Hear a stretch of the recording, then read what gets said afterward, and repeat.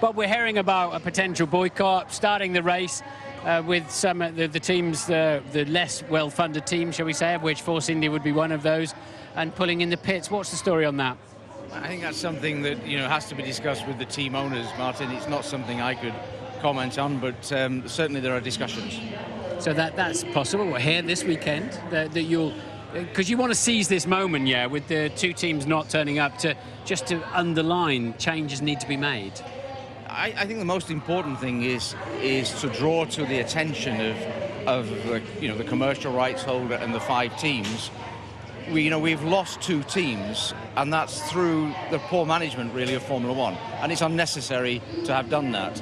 It now threatens the integrity of Formula One as we know it, as a constructors' platform, and we're going to have to substitute that with either customer cars or 3 cars, and we don't know what those alternatives are, and we have no idea whatsoever of the implications of that or how it's going to be run, but it's inevitable. It's going to have to happen. So where's the mechanism then to come up with a new way of going forward in Formula One? Where's the horsepower here? Is it the strategy group? Is it FOM, FIA? How's it going to happen? Well, exactly right. I mean, the thing is that it is a program that's run by the commercial rights holder and the 5 empowered and enriched teams, if you like, that are now in Formula One, that are governing Formula One. Force India and other teams have absolutely no say or no knowledge of what's going on, and that's where the problem lies. How many cars will be on lap 2 of the Grand Prix tomorrow then, do you think?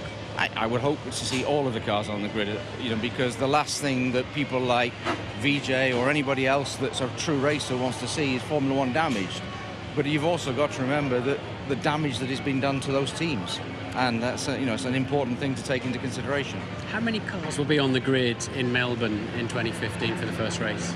Well, that I think can be addressed, because if there's going to be a 3-car strategy, it can come in. How is that 3-car strategy going to work? We don't know. And for sure, it's not going to be the benefit of Formula One in the long term. If it's going to be customer cars that come in, it will work, and there will be the cars on the grid. But it's not going to be Formula One as we know it. Could a 3rd car take points off you or prize money off you? Because that'll absolutely finish off the struggling teams. Well, for sure, but we don't know that, because we don't know exactly what the regulations are going to be. We're almost kept in the dark. And, why can't the regulations be sorted out? There's a lot of very clever people in this 300 metres of pit lane. Why can't we know the rules for third cars in Formula One? Well, that's exactly why we're taking the stance we are, because we don't know and we're not told anything, and we have nobody coming to communicate with us, and it's exceptionally frustrating. Thanks for your time, Bob. Okay, take care.